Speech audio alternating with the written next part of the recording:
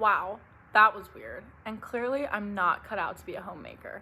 In fact, I can barely turn on my oven, but I do love to eat, and although I don't have too much of a sweet tooth, every once in a while I find myself craving my favorite dessert in the world, my sister's homemade Oreo chocolate chip cookies. These cookies are equal parts delicious and sentimental, with the delicious molten chips crackling at the surface of the golden baked dough, the peanuts providing the perfect contrast between sweet and salty, but most importantly, the warm cream from the Oreos peeks out from in between its crushed cookie counterpart. Despite being a pretty recent addition to my household, this dish is definitely now a homemade staple. But lately, I've been thinking about what it really means to make a homemade dessert. Do my sister's cookies really count as homemade when the key ingredients are mass-produced industrialized products? In order to answer these questions, I will explore the intricate relationships between home cooking, gender, and how the perceptions of these roles have changed in response to historical events and industrial campaigns, namely Betty Crocker. First, I think it's important to explain the role between women in baking, as it really is the crux of the history surrounding my sister's cookies. But you don't even just have to take my word for it. Look for yourself. Honey, when was the last time you baked a cake? Obviously, this type of entitlement isn't necessarily the norm today, but for the majority of history, home cooking has been the responsibility of the woman. Essentially, if it weren't for women in the role of homemakers, families didn't eat, or have clean laundry, made beds, or clean houses. Women did all of this with no outside help and no wages.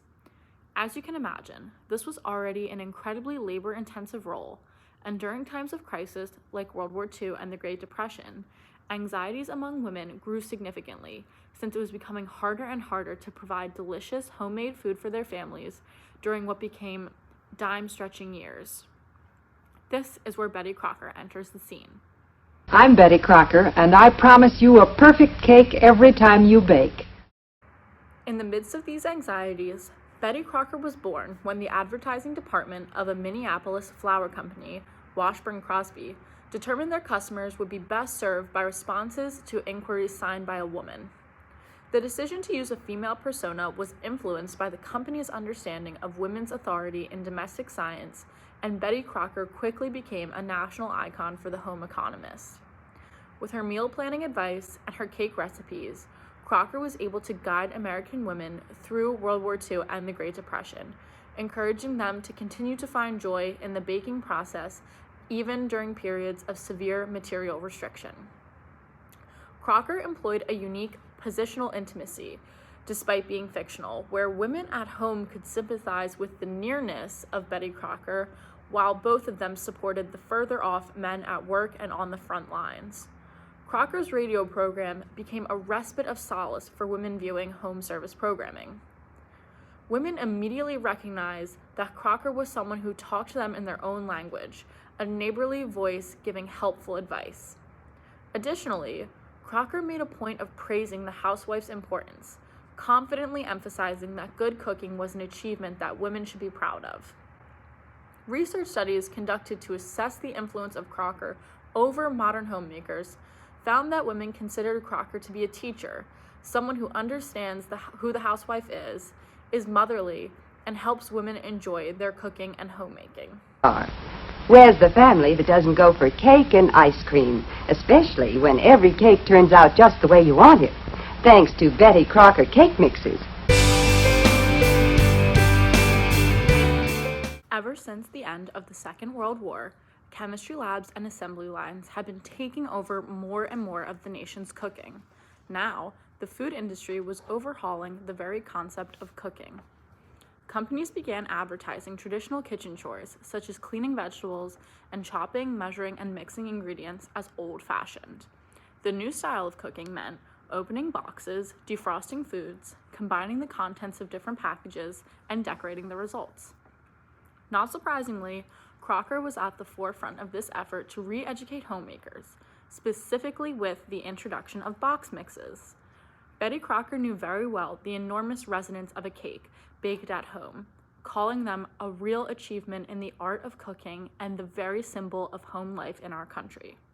However, she also knew that women felt that the stakes were high when it came to baking. Baking cakes was considered a precarious undertaking. Measurements needed to be precise, and much could go wrong. For this reason, General Mills launched the first Betty Crocker cakes mix, ginger cake, then followed with devil's food cake and party cake.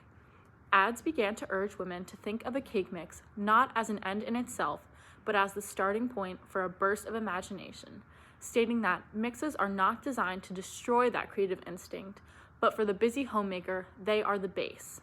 From this, we can see how baking homemade desserts became less of a burden and more like an exercise of creativity for the homemakers. The hardest part, collecting and precisely measuring out ingredients, was already done. More effort could be put into decorating, and homemakers could feel proud and accomplished of their work. In fact, Crocker was so confident in her mixes that her slogan guaranteed perfection. I guarantee a perfect cake every time you bake, cake after cake after cake. Okay, so now that we've heard a little bit about the history of these types of homemade desserts, let's meet up with my sister and see what she has to say about her perception of her own cookies. I guess I wouldn't really describe myself as a baker because I really only bake these cookies. I mostly just do it if I'm bored or feeling anxious or like I just want to do something creative and fun with my time. So the recipe just started out as like a normal chocolate chip recipe that I just like randomly found online. And then one day I was like trying to make them and I realized that like we were out of like the wrong brown sugar, so I had to like improvise, and like everyone I gave it to was like, wow, these cookies are really good. So I was kind of like, maybe I should try and change other things that I think would be good. So that's when I started considering like, well, Oreos are my favorite cookies, so maybe if I add them to like this cookie dough recipe, it would make them really good, even though they're not like really intended to like be baked into other cookie dough. I don't know, like I just started experimenting with like the Oreos and the peanuts and like different like types of chocolate chips and stuff. I've been making these cookies for so long that I kind of have like the basic recipe for the dough memorized, and like that's like I follow that recipe. I don't change the dough because I feel like the changes I've made to it has like to me perfected the dough, and like I feel like changing the dough would like make the cookies maybe worse. But I like the creative input comes in with like the mix-ins. Obviously there's so many different kinds of like Oreo flavors now. I like to test like the different flavors, what tastes the best. I like to test like which like the cream levels would have the best for the cookies. Instead of like changing the cookies to make them like better or worse, it's more just like doing different versions of them, but like the overall dough stays the same.